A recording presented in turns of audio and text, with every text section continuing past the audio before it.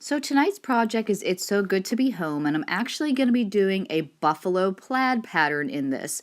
I'm using a whitewash wooden board tonight, and this transfer is from Chalk Couture, and I'm using our Chalk Couture Chalkology paste. And now remember, all of our transfers are reusable because they are a screen print. So once you're done using our transfer, you wash them in water and then clean them with Clorox wipes, and then you can reuse them again. So I will be using an elephant gray chalk paste, and then I'm going to be using red and black for the heart and the word home.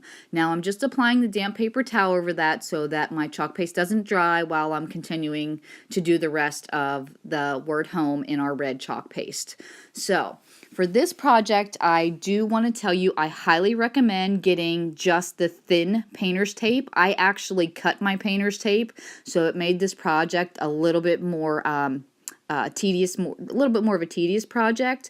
But the first thing you want to do is either put your painter's tape vertically or horizontally. It doesn't matter which one you start with. I'm just applying the painter's tape to the board. I am applying my transfer over top of that.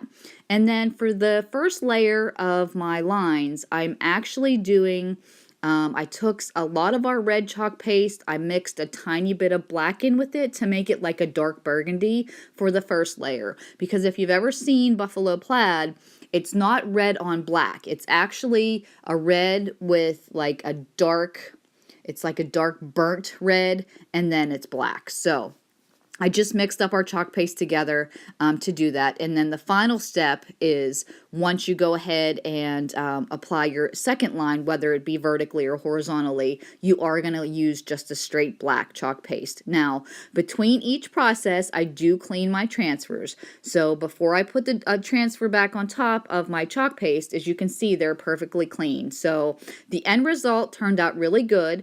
If you'd like to learn more about how I did this, get in touch with me. My blog is www.letsgetchalkinwithjen.com, and you can learn more about all the different things you can do with Chalk Couture.